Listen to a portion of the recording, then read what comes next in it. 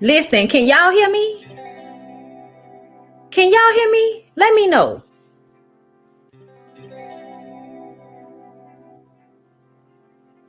Y'all can't hear me yet. Ugh. At least that's what it seemed like, beach.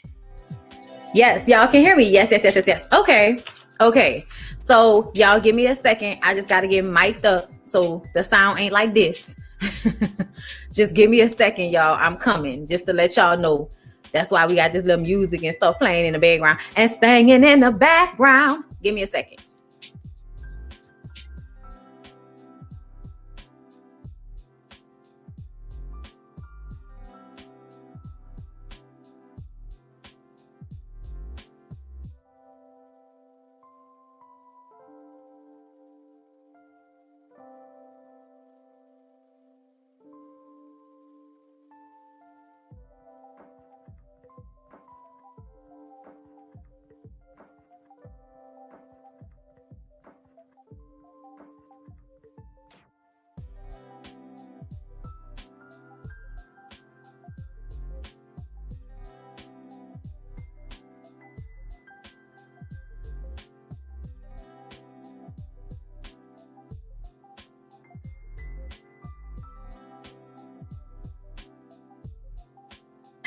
Hello, can y'all hear me?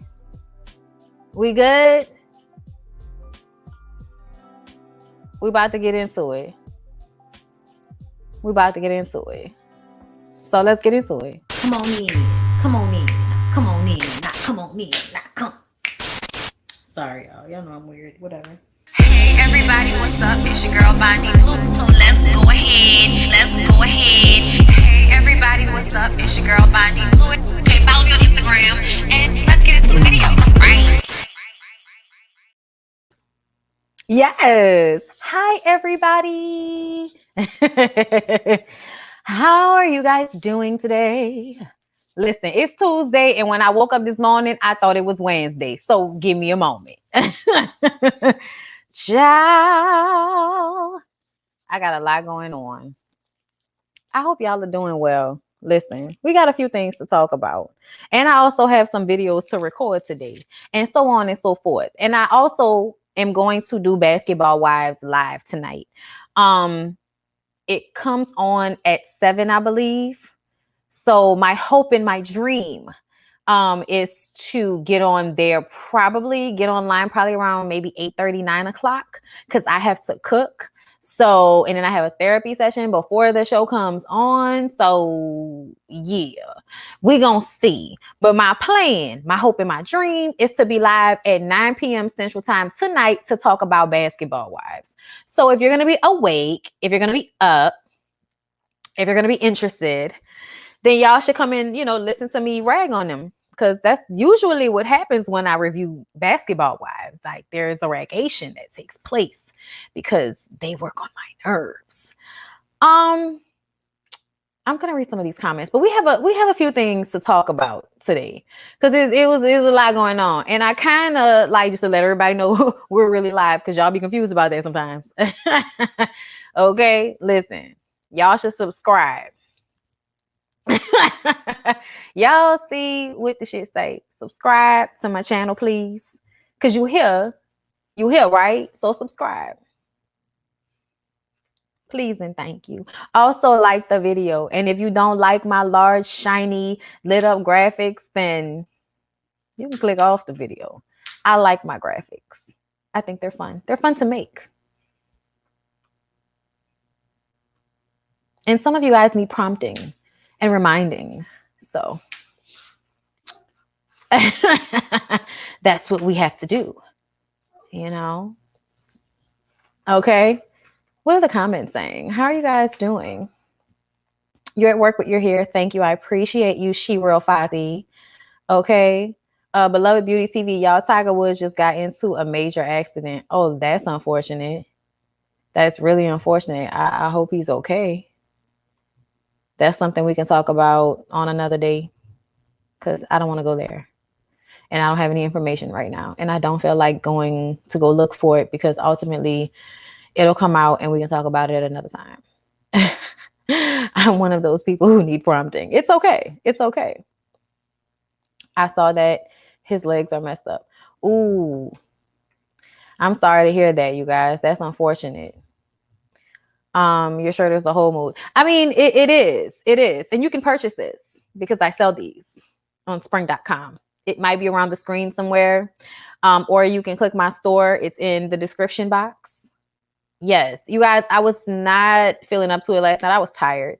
So I was not on last night's panel with Scotty by Nature, but I was in like the chat sometime, and you know, I had other things that I needed to get done, but I was asleep, child. I was tired, and sometimes I feel like I can't push myself, so I didn't.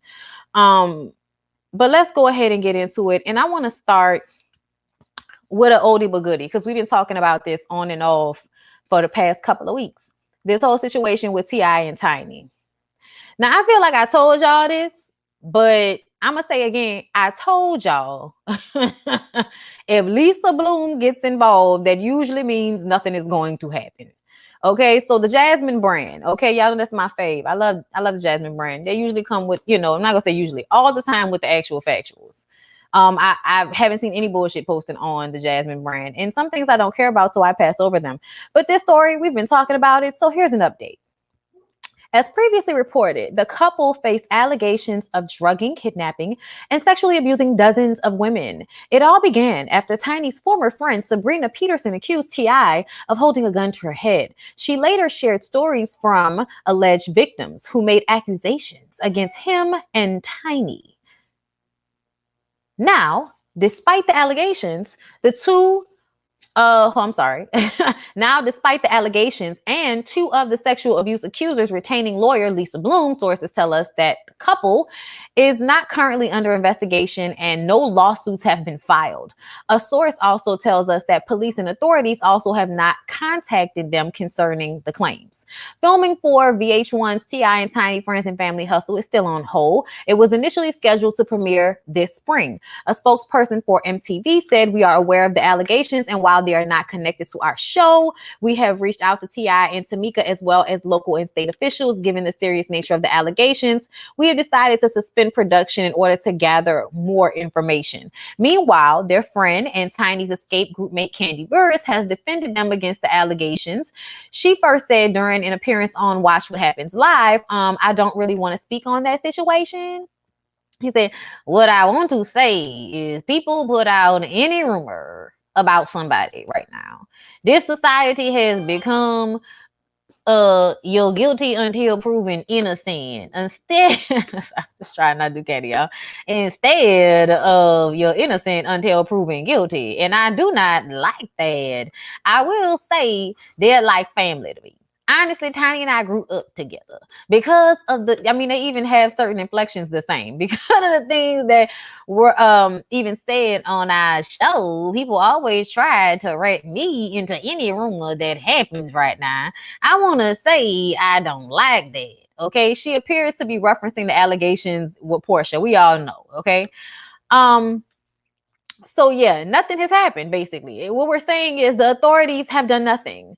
And this is not a surprise for a couple of reasons. First of all, it's T.I. and Tiny. Both of them are very involved in local government. And usually when you have friends in local government, shit like this has to like get to a certain level in which your friends feel like they're putting themselves in harm's way to protect you. And that is the only time things like this will actually like, you know, go forward. But we've already discussed on my channel, on various other channels that I've watched on the subject matter, that where is the evidence? And everybody wants to talk. But until people come forth with things that can be proven, we all know that there is really nothing that can be done in a court of law. We also know how hard it is to prove these types of allegations when they are true and the victims are standing there in the police station telling someone. Like when people go to the police, they still question if it's true or not. So that's why I feel like, you know, we should have known, because like, where's the truth? Where's the evidence? You know what I'm saying? Not to say that it's not true, because like I said, I would not put this past Tiny and Ti. I don't want anybody to confuse me for feeling like they would never do something like that. No, that is not what I'm saying. I feel like we all know, they say, you know, they have had parties and get-togethers where there have been, you know, there have been drugs. Okay, like I'm gonna just say there have been drugs. Okay, we know this. They've been arrested for drugs in the past. Like this is none of that is anything new. None of that's anything new. So I just kind of feel like at this point, unless you can prove to me that they did something to somebody against their will, unless a person says, I didn't want to be there, they forced me there, I wanted to leave, they wouldn't let me leave, and I see the person and they went to the police and said that, and it's not out of the, you know, statute of limitations, there's nothing that can really be done. You know what I'm saying? And I want people to be honest and stop living in a space of, because it can be gossiped about, then it must be true. Or because it can be gossiped about, there's something that can be done. Like, not all the time. Not all the time. You know what I'm saying? The court of public opinion can sometimes be a very, you know, frivolous place where y'all care one day and y'all don't care, and y'all buying albums and watching TV shows that benefit the people the next day. So I'm just kind of over the subject until somebody can give me something that is actual factuals. And that's just the space that I live in. We can move on from there. Let me go ahead and X that out of my tabs. Okay. And let's move on to another, you know, since we were talking about Kandi, let's go ahead and talk about her baby daddy Black. Yeah, that's right. And that's why I listed him Kandi baby daddy, because that's who you are. You're Kandi's baby daddy, Black. That's Kandi's baby. You're Kandi's baby daddy. That's who you are. It's your fault that that's not a good thing at this point. Like, that's not a good thing. Also, he posted this picture yesterday, I guess, in order to say that, you know, everything between he and Riley is fine. It's all smiles over here. Anybody that knows what Riley looks like right now knows that that was from a while ago. Riley doesn't have that nose anymore. Riley doesn't have that nose anymore. So, you know, she's also not as slim as she used to be. And that's not no shade to her. That's just the truth of the matter. We all, like, our weight fluctuates, bitch. I was bigger a few months ago. I was bigger last year around this time. You put two pictures up to me, you're going to be able to tell that it wasn't, it's not right now. Okay. So I just kind of feel like we know this ain't right now. And we also know that no matter how much y'all smile in pictures, that Riley is still bothered by the fact that you were there for your other children, but you weren't there for her. She said it on the show. She said it on the show. Okay. Let's talk about Black. So I'm getting this from Hot New Hip Hop. Okay.com. Dedicated fans of Real Housewives of Atlanta will remember years ago when Kandi Burris tried to get her eldest daughter Riley to form a bond with her father, Russell Black Spencer. He appeared on the series for only a handful of episodes as Kandi rehashed her relationship with Black, but it looked as if there were issues all around. Some of that were never shared on Bravo's hit reality show. Black recently cleared things up and gave his side of the story, telling a radio station that Kandi was his side chick who got pregnant, and aired him out to his girlfriend at the time. Oh, so his girlfriend, not even his wife. Okay. When I was dealing with Kandi, I already had a family, Black told 107.9. So I had a daughter outside of that. Then when you go behind my back and you call my girl at home and tell her you pregnant, now my girl at home said, you know, bitch, fuck you. So now I'm caught up in the beef. I'm like, oh, wow. I love how men take themselves out of the equation as a responsible party. So because Kandi said it to your girlfriend, now it's Kandi's fault. It's not your fault for laying down and having sex with Kandi without protection and getting her pregnant in the first place, right? We're going to start in the middle and not at the beginning. Oh, all right. I'm continuing on. But if you choose to keep your kid over there, your kid, if you choose to keep your kid over there and don't bring him over here, then that's you. So basically, once again, you have no responsibility in why you were not a part of your child's life. Is that what I'm getting? Because that's what I feel like you're saying. One thing about me, I'm not going to chase you at all, he continued. You know, I'm so tired of you men feeling like that's an acceptable way to handle your parental relationships. There are your kids, you stupid, ignorant, deadbeat bitch. I'm sorry. That really upset me that he said that he's not going to chase her. That's your daughter that you weren't there for. She was a baby. Is she expected to chase you, nigga? Oh my God. If you want me to put a check in the mail, I'm going to do that. I did that for 14 years. Block claimed that when their daughter turned 14, Kandi stepped into to say that he needs to have more of a relationship with Riley. He suggested they didn't reach out and added, I don't jump through hula hoops doing stuff like that. It's just never been me. So I ain't shit and I ain't never been shit.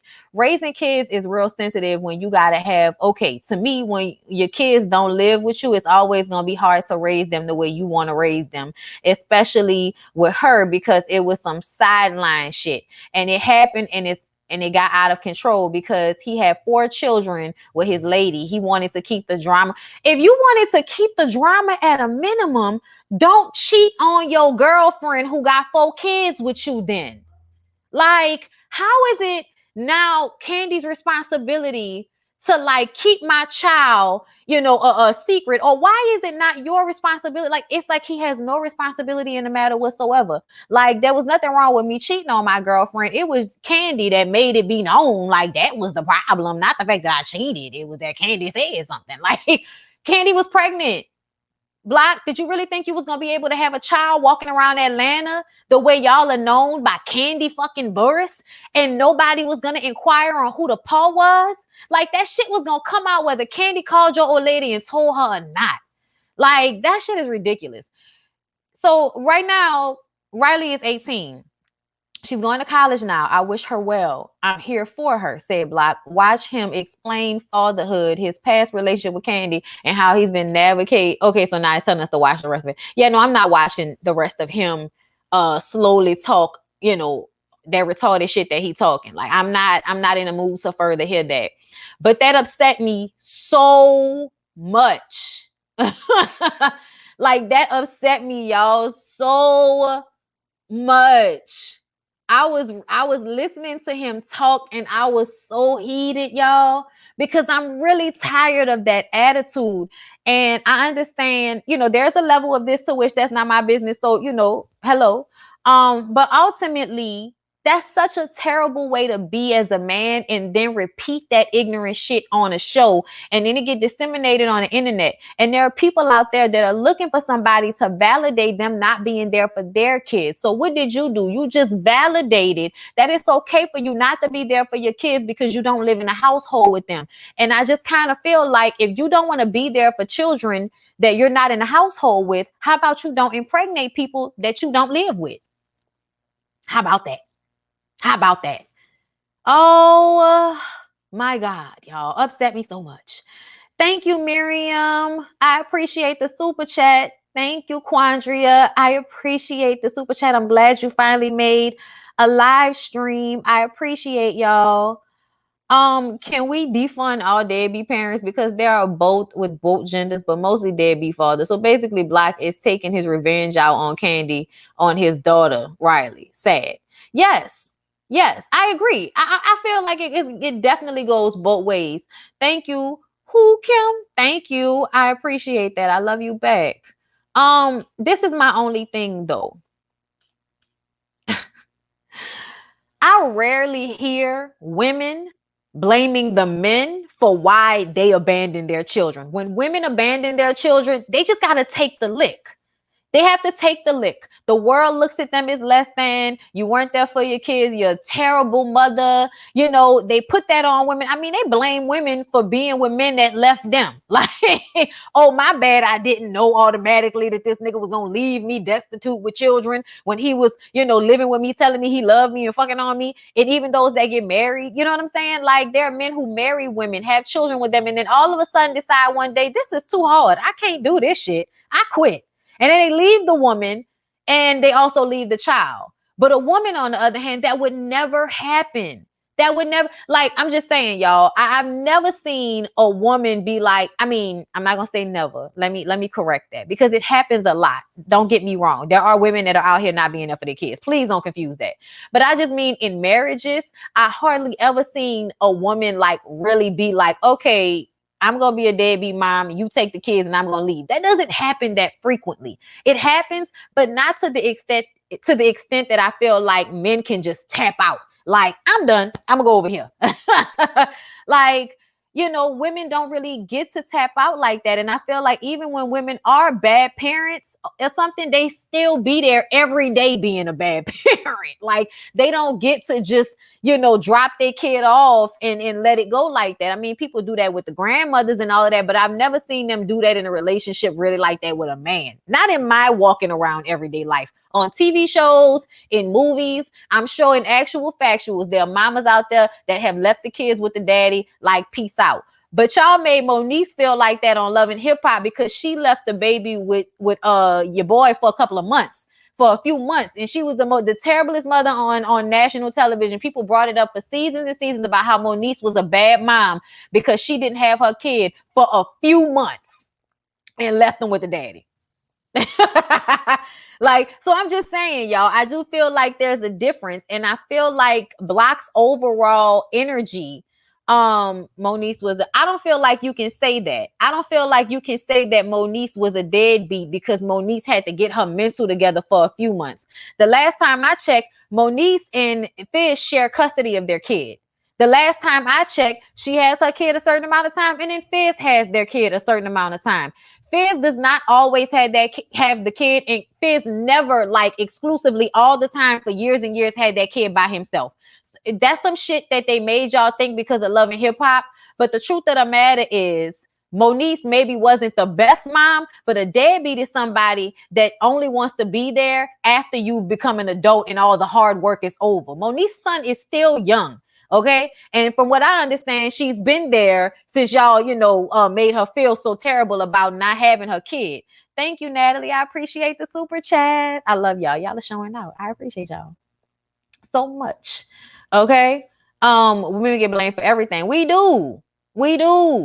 And I feel like that's crazy. You know what I'm saying? That a woman could, you know, need a certain amount of time to get herself together and still come back and be in her kid's life and be looked at as a deadbeat. A man can leave for your whole fucking childhood and nobody, you know, really wants to say it out loud. Shout out to Shan84 for the super chat in the Euros. Come on now with the super chat in the Euros. Moniece is doing better in her parents. She is. And I feel like everybody isn't prepared to be a parent mentally. And I feel like, you know, people be having mental issues and all kind of shit like that. And I get that. Moniece also did not go and make more children. Moniece also didn't go and take care of somebody else's child better than she took care of her own, which is something I feel like Block is the type of dude that does. You treat the children that are in the household with you better than you treat your biological children, you know, because she's not in the house with you. To me, that's some bullshit to go and be a better dad and I have to watch you show me that you could have done this, but you just wouldn't do it with me because you mad at my mom because she was the side bitch that said something. Block. Don't fuck with Kandi Burris. Kandi was Kandi when they had that baby together. For us to be clear, Kandi was already on So Def. Kandi was already probably like, you know, touring and making a lot of money and known in Atlanta. Kandi was already who she was at 18 years old, y'all. So if he thought in his mind that he was going to be able to have a baby with her and people weren't going to find out, that's just like really nonsensical. But it goes to show the type of man that he is.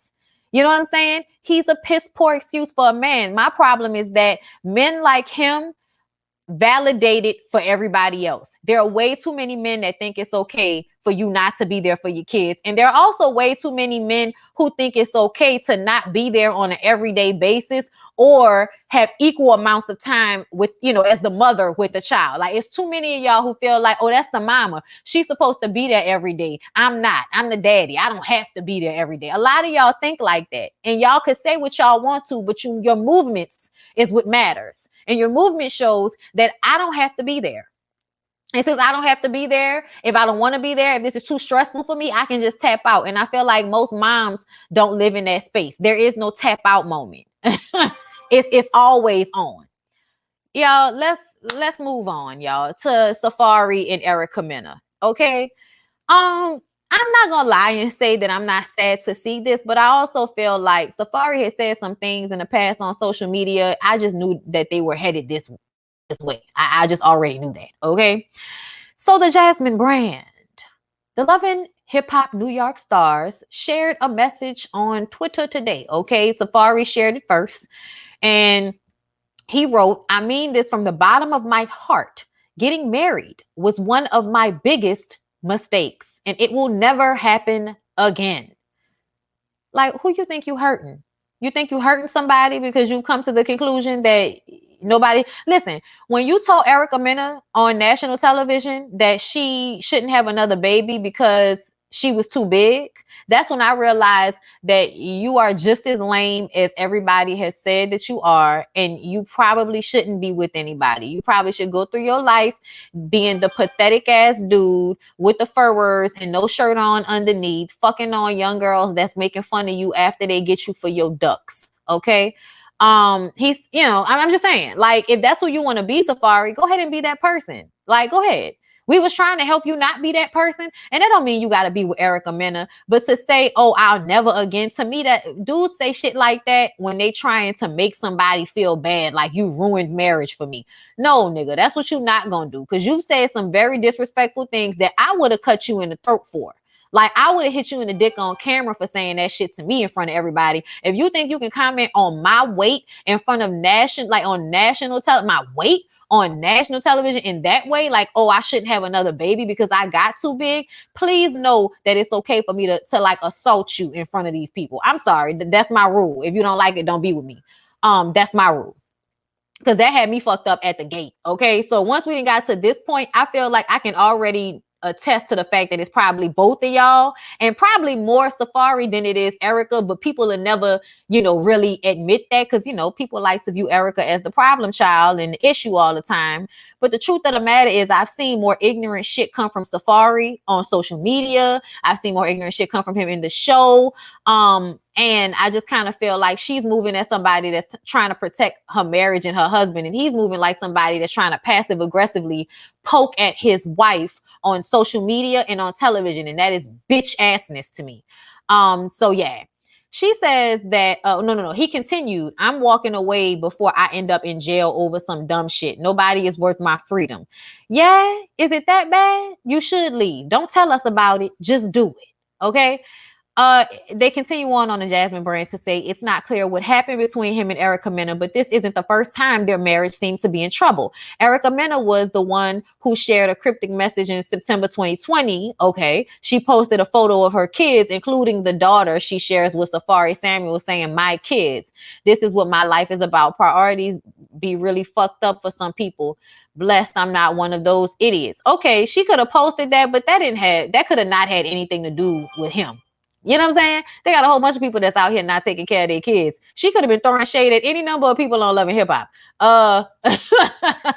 I mean, she could have been throwing shade at the first baby daddy. That could have been for anybody. Okay, so I feel like, that could have been towards Safaree, but it could have been towards anybody. But anyway, they seemed okay for their anniversary, and then in November, Safaree put he was a bachelor and in 2020, right? I remember that because I was like, what are you doing? Like, and then right after that, a man is nothing without his family. I'm not a bachelor. I love my wife. They got back together. So he tweeted that. I'm like, y'all need to keep y'all business off social media because I got whiplash. And they doing the same thing now. And it could all be some bullshit. Don't get me wrong. I honestly, I think it is bullshit. I do think it's all bullshit. I think that y'all like to get people interested in y'all relationships, so y'all do little shit like this. Y'all put too much out, but it is toxic. Whether you are serious, whether you for play, whether it's how you feel for a moment and y'all gonna get back together, it is nobody's business the ins and outs of y'all relationship. And y'all putting that shit on social media like that is real childish and fucked up and not a good example for the kids. Thank you for the super chat. I appreciate you. Thank you for that. I see some. Oh no, I got the last one. Okay. He ain't been right since Nikki. He wasn't right before her. Okay. They pulling a Ray J for sure. Emotional manipulation for sure. I'm with a man that takes care of his kids on his own without the mom is truly a deadbeat mom, and it has been 14 years now, but I do know that this is few and far in between. Yeah, and I'm not saying it doesn't happen, because like I said, it definitely does. I just feel like I see more men that tap out on, I see that in access in comparison. That's all. We're talking about in comparison, but it definitely happens because there are a whole bunch of selfish people that shouldn't have kids and end up pregnant. They got people that, whether they there every day or not, shouldn't have kids and they there, and they abuse those kids emotionally or whatever, But anyway, they're both toxic. It's toxic behavior. I agree with you guys. Just break up. Just break up so we can stop hearing about it. Just break up. It's okay. It's all right. Nobody's going to cry about it. Let's move on, y'all. I want to talk about Sheree and her little jailbird boo, because, let's get it out the way. So Sheree is planning to marry Prison Bae. You trying to get back on Atlanta? You trying to get back on Real Housewives of Atlanta? Is that what's going on? She about to marry her Prison Bae, Tyrone Gilliams, okay? She opened up about the relationship on season 10 of Real Housewives of Atlanta. The last thing she mentioned during the reunion, which aired in 2018, was that he could be in jail for 2 more years, and if he didn't win an appeal. She alluded to not wanting to wait for him. But here they are about to get married. According to new reports, he was released and moved to a halfway house in Philadelphia recently. A source says, according to All About the Tea, shout out to Monica, that he and Sheree Whitfield want to move forward with their wedding. They said Sheree and Tyrone are soulmates. They knew when he got out, the two would marry. Okay, listen, if she gonna try to get herself back on this show, I'm gonna laugh. I ain't gonna lie, I'm gonna bust out laughing if she is marrying Tyrone, from prison. Or listen, she needs to go to Love After Lockup and just stop bullshitting with yourself, because you ain't got nothing going on like that. If I was her, I would listen. I wouldn't try to get on no reality show. I would go sit my ass down somewhere. But she deserves to be on Love After Lockup. What do y'all think about this? Like, I know we don't care, but I don't know. She hasn't been with anybody since she was with her husband. He about to be fresh out of jail. Like, what he gonna do for you? Like, I just kind of feel like she seems mad, materialistic, and what can he provide fresh out of jail? You know what I'm saying? Like, I always wonder what goes through women's heads who want to be in marriages with men who just got out of jail, right out of jail. Like, you haven't even given him a chance to like get his life together, to figure out what he wants to do, because we all know that life inside prison is not the same thing as life outside of prison. Yeah, you love somebody and all of that shit. And I understand that he got out and they've been together for a while now, but still, like, this is a pandemic, bitch. What he gonna do to take care of y'all, Sheree? Especially if you ain't trying to get back on a reality show. Where are her joggers and athletic wear? Go ask her. I don't know. Thank you for the super chat. My mama put me on to you. Shout out to my mama. Yes, shout out to Keita Amore's mama. Yes. I love it. I love it when, like, their mother-daughter relationships, people be watching me. Like, my mama put me on you. I'm like, thank you, girl. But yeah, I'm just waiting to find out if she's gonna be trying to get on a reality show, because the bitch belongs on Love After Lockup, and he ain't got no money. So he just got out of jail, I assume. So what he gonna do for you? And are there illegality still involved? Like, I have so many questions about how this will work out, and I feel like it might actually be quite entertaining on Real Housewives of Atlanta if she is willing to give. A part of me feels like Sheree was always somebody that wanted to be on the show, but never wanted to like really give. And if that's the case, then please stay gone. I'm tired of people bringing old people back to reality shows who don't want to give anything. Like, stay your ass gone if you're not going to be open, because being on a reality show is about being open with what's going on. That's just the truth of the matter. So let's move on, y'all. Bobby Shmurda got out of jail. Okay, Jungle Beats, I'll holler at you. True be on some hot. Listen, when I tell y'all we play, like we reference Bobby Shmurda all the time, like I was just saying because that one song, y'all know how they did the little meme back in the day. Y'all remember the meme? You know what I'm saying? They was doing this shit to everything. Like we literally do that to everything. Like if Bobby Shmurda dance can be done to it, it's a bop, no lie. Okay, so thank you so much for the super chat. Always loved you since you react to American Horror Story Coming. Thank you, I appreciate that. The Fairy Prince. Listen, but we gotta go.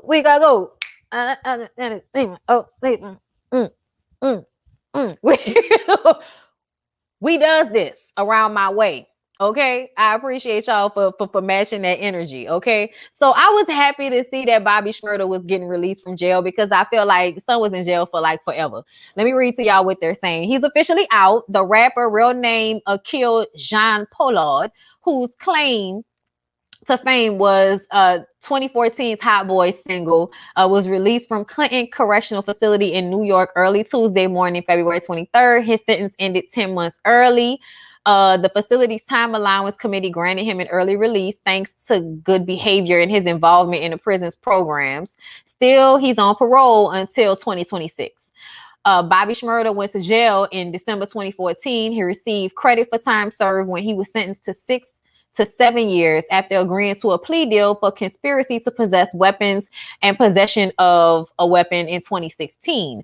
While he's out on good behavior now, while in prison, he received 11 violations. He allegedly had a shank, drugs, and fought while behind bars, being on his best behavior for an early release. Okay. Listen, I feel like people need to stop acting like people don't come at you in prison. Like everybody's upset. We're all upset. We came in here with issues. Everybody in here has issues. Everybody mad. The fact that you think that, you know, people gonna get along in jail without shanks and drugs and shit. Like, I just don't feel like that's gonna happen. Like, these people are usually in this place because of those things. And y'all be having contraband. Y'all be letting contraband in y'all prison. Anyway, according to reports, he plans to enjoy time with his family before getting back to the music. So why when we saw him, he was on like the little plane or wherever he was with Buku white ladies. His mama was on FaceTime with him and it was Buku white ladies around him. And I was just like, are those the love after lockup bitches? Because y'all know the white ladies be on the love after lockup. They be waiting to find your ass. Oh, he in prison? Okay. It's just like when black men be playing ball in college and high school and white girls be like on them, knowing these stats, where they gonna be at so they can pop up at the right time, looking cute, wearing what they like. Like, listen, I feel the same way. I feel like they're definitely, when you see white women around somebody that just got out of jail, please believe that those were the women that was like writing him so he wouldn't feel alone while he was in jail. Like, like that's how I feel about it. That's how I feel about it. I feel like those are the love at the lockup bitches. Okay. Quavo went to pick him up in the jet. Okay, that's what's up. You know, I'm glad people are supporting him. Because we all know like what Bobby Shmurda was into, but I also feel like, you know, Bobby Shmurda was like one of them people that wasn't making no money like that yet. Like they caught him on the first album. Like you ain't got no money like that when that first album come out. Like not like that. So you still out here doing whatever you was doing to survive and shit. You know what I'm saying? Like we already know. Like the video is them on the, like that wasn't just a video. To me, it seemed like niggas was out there selling dope like that. Because everybody went to jail after the video came out. It wasn't just him. It was a couple of his other homeboys that was in the video that went to jail. Like, so they was out there getting it in. All right. Thank you so much. I appreciate you again. Thank you. Thank you for the super sticker, Stella Mac. You owe money on it for exactly. So he was out there having to get them people that like, I owe the drug boy money. I owe the record label money. I got to make sure my homeboy is good. Like, yeah, nobody was stepping out of they shit as soon as they caught Bobby, but y'all got to be smarter. But the problem with this generation, of thugs turned rappers is y'all don't know how to stop doing shit on phones. Like y'all are not smart about y'all shit. Y'all think y'all being smart, but then y'all always got evidence. Like stop leaving evidence. Stop texting and talking on phones and video chatting and FaceTiming and Instagram live and Facebook. Stop FaceTiming and recording and putting shit on live or you doing illegal stuff. Stop it. That's how most of y'all get caught. With y'all dumbasses. Okay, I hope Sheree's story doesn't end like Phaedra's situation with Apollo. No shade. Love you, Mindy. Oh, thank you. I hope not, but I feel like y'all heard what I said. Love after lockup. Like, why are you trying to get with people who don't have their life together? That don't even make sense. You in your 40s, bitch. Like, it doesn't even make sense for a 40-something-year-old woman who done raised her kids to get into a relationship with a man that can't do nothing for her but fuck up her credit, eat up all the food in the pantry, and wear out her puss. Like, no, bitch. You should have learned better at this point. Y'all, let's move on to Lee Daniels and Patti LaBelle, because I thought this was very interesting, and I thought we should have a conversation about it. So, with the new movie, and I have to watch it, y'all. Me and Lyric probably gonna watch it like Friday. The Billie Holiday movie with Andra O'Day. Y'all know that's Lee Daniels' movie. So shout out to him for that. The United States versus Billie Holiday. And he talked to somebody about his past drug addiction. Okay, you didn't have to, I didn't know that, but you didn't have to tell me that. Like he looked like, you know, one of the boys that, you know, do the white girl at the parties and it turns into an issue, and that's why they be feeling themselves so much, and that's why they have like that I can fuck over you. You know, y'all know Lee Daniels has an energy about him. You know, a toxic fuck you energy. And when you have that energy, a lot of times you be on the ego trip of cocaine. I mean, that's just, you know, truth of the matter. So when it came out, I was like, child, we already know you doing that coke. Look at you. I'm sorry. Anyway, so while the film is set to premiere on Hulu February 26th, okay, I thought it was the 22nd, 26th, it has already been generating Oscar buzz for the lead star, Andra O'Day, who plays Billie Holiday. Y'all, if y'all don't know, I love Billie Holiday. Like, love Billie Holiday. For instance, 16th birthday, one of my gifts was like a Billie Holiday anthology. Like, love Billie Holiday. So, you know, this is something that I'm going to really be interested in. And I told y'all before, I'm going to review. But Lee Daniels said in a recent interview, part of the reason why I wanted to tell Billie's story is I understand addiction and the artist. I also understand the feeling of a lack of self-worth, thinking that you aren't talented. When your father tells you things like that at a young age, no matter how old you get, that voice is in your head. The Butler director says that he started using drugs to help numb the pain of losing so many friends during the AIDS epidemic. Damn, so he's been on that shit since the 80s. I didn't understand why so many of my friends were dying who were far greater people and nicer than me, and they were just dropping dead. So I think I began taking drugs to anesthetize. What? Anesthetic? What? Y'all know I can read, but sometimes people be using words that I feel like don't belong there. Drugs to and that's the ties, bitch. And that's the thigh. Y'all hear what I'm saying, bitch? Don't make me do this. Okay, the pain and that spiral into, he was trying to numb the pain, bitch. He was trying to numb it. Okay, and then that made him spiral into a dark place. Some words just be hard when you try to read them, y'all. You got to hear them and then you can say them better. But sometimes when you're just trying to read a word, ooh, Lord. And it took me a long time to get out of it. While Daniels has long spoken about his past drug addiction before, it is seemingly still a sensitive topic for the 61-year-old. Damn, you 61, Lee Daniels? You look good, bitch. You old. You look good. I didn't know. I really didn't know he was that old. I didn't know he was like closer to my mom's age. I'm a little nervous talking about it, but it is important because it affected Billie Holiday. It affected me, and the addiction is real. Unless I am talking about it, I am not going to stay sober. That's the truth. Okay. And then he says that Patti LaBelle was the cause of my sobriety. I called her one night at 3 a.m. It was when I was doing Precious in 2008, and I kept rambling at her, just rambling. She said to me, "You know God and you know Jesus." And I said, "Are you really going to ruin my high now? What are you talking about, lady?" But I said a prayer, and that was the beginning for me. So basically, somebody drawing attention to the fact that you doing too much. Child, listen, you got to keep your high in check. But when you do it for that long, it's hard to keep your high in check, I guess. He is messy. I didn't know he was that old, though. Shout out to him. He look good. But yeah, coke talk. That's that coke talk. Oh yeah, and then you can. Patty knows it. Okay, Patty came up through in the disco time. She knows a drug talk when she hears it. Y'all like the video. So basically, he's messy with her without the coke. Precious was disgusting. Hate that movie. Yeah. It's one of them things you can only watch once. It's one of them things you can only watch once. Yeah, I'm not surprised. You gotta love Auntie Patty for getting everybody together. You know the Lord, don't you? If you knew him, then you wouldn't be calling me on his coke eye. If you knew him. Child, he had to get his life together after Patty LaBelle gave him that. Don't call me like this no more. Listen. Hey, baby, you know I love you, okay? You know I love you. The Lord loves you. Don't call Auntie Patty like this no more. All right. No, it was Push. Push was a book. Yeah, Precious was a book first, of course. So it didn't come from him. But I feel like only a messed up person can, recognize the value in something so terrible being brought to film. That shit was terrible. But I feel like a lot of books are terrible like that.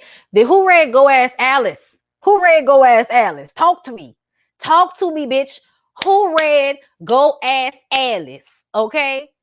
I gave that book to my niece when she was in high school. And that was like one of the few books I think that she actually read that I gave her.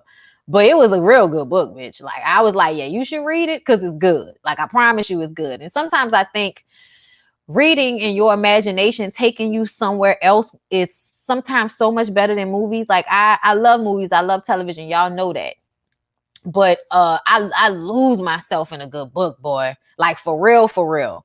And Go Ask Alice was so good.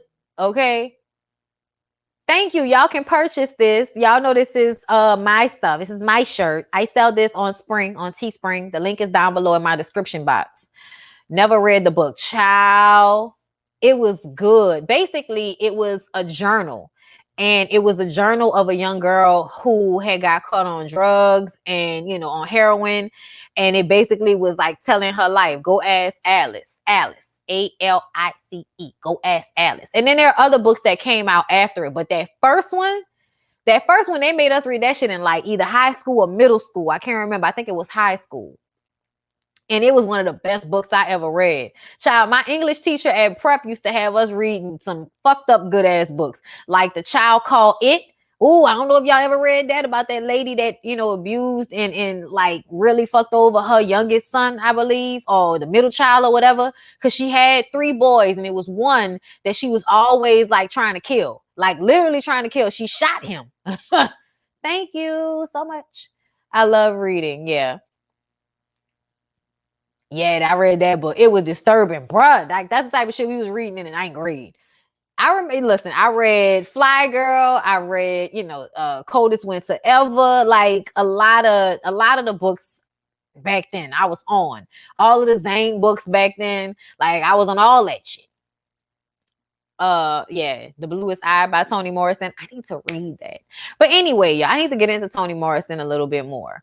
So let's move on, y'all, because I have like 2 more topics that I want to talk about, and then I'm done, y'all. But I'm enjoying myself. I feel like we've been having a good time for this 45 plus minutes. So the next subject, y'all, is Cam Newton. So y'all know that Cam Newton got into it with the kid at the camp, right? A kid who got into a heated altercation with NFL Cam Newton has issued an apology on social media. A video of their interaction surfaced online and went viral over the weekend. Excuse me, y'all. I kind of want to show y'all. Let me show y'all. Okay, let me share. We're going to share the screen. Chrome tab. Cam Newton. Okay. Is there no audio? Oh, hold on. Let me... Rick, why do people? Rick, you're free agent. Rick, you're free agent. Rick, you're free agent. What's your dad? What's your dad? Oh, what's your dad? You're a free agent. What's your dad? You're a free agent. You asked. Talk to me. Where's your dad? Where's your pop?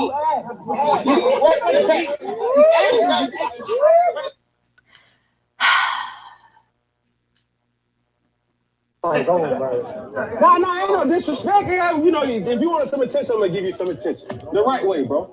The right way. When do y'all play? What was y'all record today then? No, 2-1. What did you do? I wasn't able to see because y'all was too. All right, bro. What did he do, man? Does he play? He got speed. He got speed. No, he's playing his speed. Oh. Huh? Nah, you ain't no act shot. Nah, bro. Don't act shot. I'm asking you. I couldn't see today. You don't watch YouTube. Oh, you watch YouTube? I know you do. You can't watch that crops. Stop. No, I'm really trying to ask you. Like, I'm trying to see like what you. I'm really trying to talk to you. I'm not trying to like crack no jokes. I'm just really trying to ask a simple question. It's your fault why everybody's looking, but I'm really just trying to ask a question. But you never said what you did. You said you gonna see. No, coach, it's no disrespect. I get that. Right? Coach, we squashed it. I was good. I love that. You know what I'm saying? Like, I'm trying to break the monotony. Yeah. I'm just trying to talk to him. You think I'm trying to pound him? Yeah. That's what it is. Okay, and Cam Newton did all this, Chinese language and shit. Lettering and shit. I don't know what that was. I don't know what he was typing in. It looked like another language.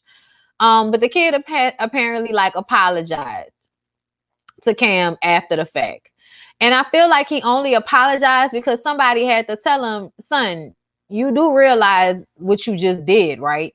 So he says, first and foremost, I want to express my deepest apologies to Cam Newton, my entire org, and my coaches for my actions at the 7v7 tournament this past weekend. I did not intend for it to get as far as it did. First, I would like to start off by saying my parents never taught me to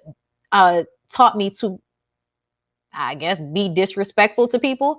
As a football player, I let my competitive side get the best of me, and it was a huge miscommunication. It was in the midst of a moment, and I realize now how a lot of you took it as disrespect. I never meant to humiliate and let anyone down. I'm very appreciative for 7v7 to even allow me to be a part of the community and allow me blah, blah, blah, blah. Okay, y'all seen that, right? Y'all seen it? We good? All right.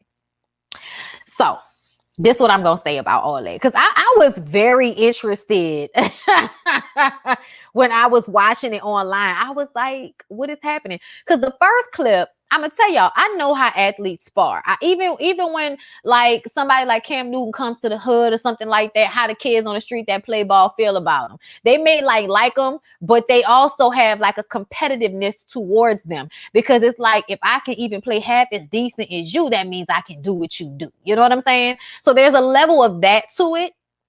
But when they continue the conversation, I do realize the kid thought that Cam was like calling him out in front of everybody. He felt embarrassed. And so he clicks into, you gonna check my shit, you gonna see, He goes into the ego thing, right? And the argument continues on because everybody around is clowning and acting like the shit is funny. So the argument continues on to the point where you're now telling Cam Newton, somebody who is a star, who, I mean, let's be very clear, y'all. If you know about an athlete the way we know about Cam Newton, you know, and it's not for foolishness. Like, you know about Cam Newton because he's an athlete, okay? And there are a bunch of athletes out there that a lot of us don't know because we don't care. So if we know about them, Cam Newton is huge. Whether he's a free agent or not, he has lived a life that you wish you could live. And the truth of the matter is you could be great and still not be good enough because there is such a small percentage of athletes that play in high school or college ball that actually go on to be a Cam Newton. Like, it is babe, what's the percentage? The percentage of players from like college ball that actually go to the NFL. Very small.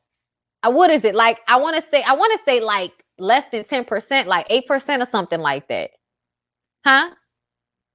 Might be less than that. But either way, that's, obviously what then pushes you to get into these rooms is these opportunities. So when you get an opportunity to stand in front of Cam Newton and you take it like I'm about to argue and go back and forth with Cam Newton, like in some way possible you can sun him. That's this generation. And we say that and y'all think, you know, and it's also, I mean, it's not just this generation, but I think it's this generation that thinks that shit is okay.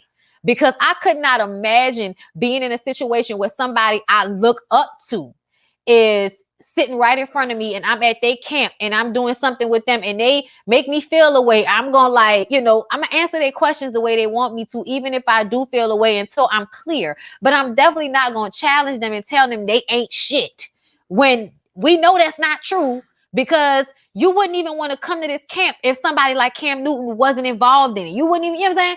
Like, y'all, I was so taken aback. It's 2%. Okay, so 2% of players who play in college actually make it to the NFL. So if you're good enough to be seen by some of these people, it would behoove you to have the best sportsmanship, attitude, and overall, you know, attitude towards your game. Like, it would behoove you to be on it in other ways, because those are the things that will stick out. Your professionalism, how you handle the coaches, how you handle the other teammates. When people see that, they see leadership quality in you. So even if you are a great player, if you don't have any of those other qualities, teams aren't trying to really vet you. There are so many other good players, and there are players that know how to act, who know how to talk to other coaches, who know how to talk to other players, that know how to be more professional about their shit. And they will get the opportunity over you no matter how fast you can run. They will get the opportunity over you because somebody that's teachable, somebody that's moldable, somebody that's going to be easy for other players to get along with in the long run is more important than having somebody that's really great at the game, but it's hard to deal with. And you came off like somebody that not only is too dumb to recognize his opportunities, but also is somebody that is too disrespectful to recognize when he needs to shut the fuck up.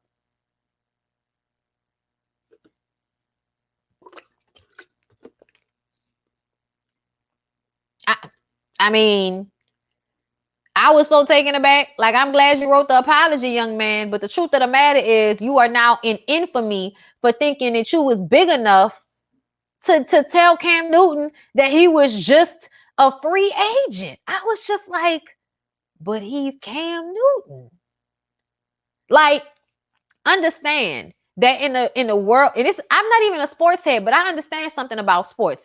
And what I do understand about sports, once y'all like the video enough, I'll tell you.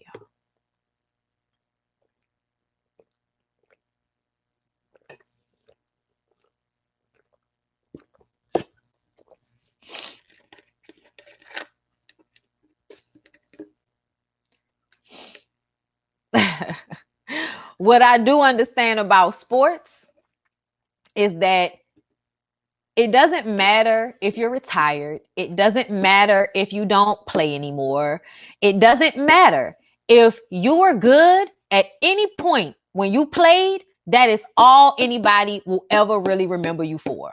It's how good you played, especially if that was the main thing about you and you ain't have no other shit going on. That's the main thing that people are going to remember, is that you were good at your game, that you played well, that you know what I'm saying? So for me, I felt like, so Cam Newton could never play again. And Cam Newton will still always be remembered for his stats. He will still be remembered for the games he won. Even his losses, he'll be, you know, they'll talk about it. But if you did anything for real out there, they gonna always remember that that's what you did. And your name will live on in infamy for the things you did when you played. It does not matter if he's a free agent now. Especially because he's, like he said, he's rich. It doesn't matter now. I can be a free agent because I made it. I made the money for my family. I took care of my people. What about you? Are you going to be able to do that with all of that on your shoulders or whatever after you've gotten up here and embarrassed yourself to this extent? You know, it's unfortunate. You guys, I did we touched on Tiger Woods a bit, but I don't want to talk about that right now because I don't have all the information. So we'll talk about it in another video at another time. Okay. The last thing I wanted to talk about was Yaya Mayweather. So did y'all see Yaya Mayweather on the yacht with her brand new baby? And listen, I don't expect a lot from sis because I don't think she's all there in the head. Like, I don't think she's all there, all right in her head. You know what I'm saying? She had her baby on the yacht. Look, I thought I had the picture, but I don't. But she had her baby out there on the yacht, y'all. And everybody was like, bitch, it's a pandemic. And you out here with all these people on this boat with your baby just out and about, like, you know, like it's safe, you know. And I just kind of feel like she is already, you know, somebody that's not responsible. Like, why are we confused about her being a lackluster parent? Like, you know, she gonna be an irresponsible parent. She stabbed a pregnant girl over a dude that's a hoe. Like, can we add those things together? Like, when you move like that, when you basically put yourself in harm's way so that you can harm somebody else over some meat that's for everybody, bitch. You putting yourself in harm's way over somebody that's never going to be faithful to you, and you going after the woman when you should be going after the man. You making a whole bunch of mistakes. Like, you making a whole bunch of mistakes. And like Crystal said, she seems to have the developmental issues. I agree. So having her baby on the boat, like, what y'all think? Did y'all think that looked bad? Yeah, I know her mama was there. Yeah, her mama was there. But see, to me, I feel like those are the women that instill in their children, you know, as long as your man, you know, got money, then you good out here. You know, as long as you can get on yachts and floss and have all the best purses, then you good. But the truth of the matter is, I feel like it's a spit in the face of the privilege you have stabbing that girl over that boy. Make no damn sense whatsoever. But then again, you know, you come from Floyd Mayweather. He got developmental issues too with his crazy ass, you know? Yeah, like y'all saying it, I'm sure the baby will be okay. And that's probably more so because of the good insurance that rich people are able to get more than anything else. But I saw that shit and I was just like,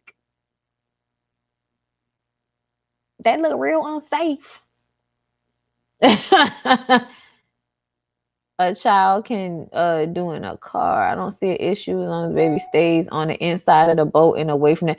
Oh, okay. You don't see an issue? Well, let me tell you where she was. The bitch was on the deck. Okay. She was literally standing next to the railing on the boat. So if you think that she was inside the boat, oh no.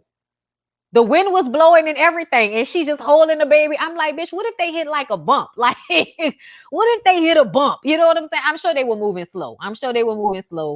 It's more so about the amount of people, more so than anything. Like, it seemed like they had a lot of people on the boat, you know. Also, you know, she just had the baby not too long ago. It's not even safe for regular people to be outside, let alone somebody who just had a baby and their new baby on a boat. And I don't know about y'all, but whenever I'm on or near water, the air there to me is a little bit, I get sick more when I'm near the water. And the air is like, you know, blowing and all of this type of shit. Okay. Cause I don't know if it's just me, but what I'm saying is, I don't know if that's like the safest thing to do with a newborn baby. All these people on a boat, you know, out on the water. Like, to me, the air on the water seemed like it might get in your throat a little bit worse. You know what I'm saying? Like the air on the water, like if you're, you know, it get in there and then you got an issue later on. I don't know, y'all. I mean, that's her decision. That's her baby. She probably was gonna fuck that baby up anyway. No disrespect, but you don't seem like you all there. You don't seem like you make like right decisions, and you seem indignant about the bad decisions that you make. So that makes me feel like, bitch, I can't count on you to make right decisions. Like, I'm not surprised, but you know, we are in a pandemic and it is flu season. Okay, so yeah, it just kind of seemed like maybe not the best decision.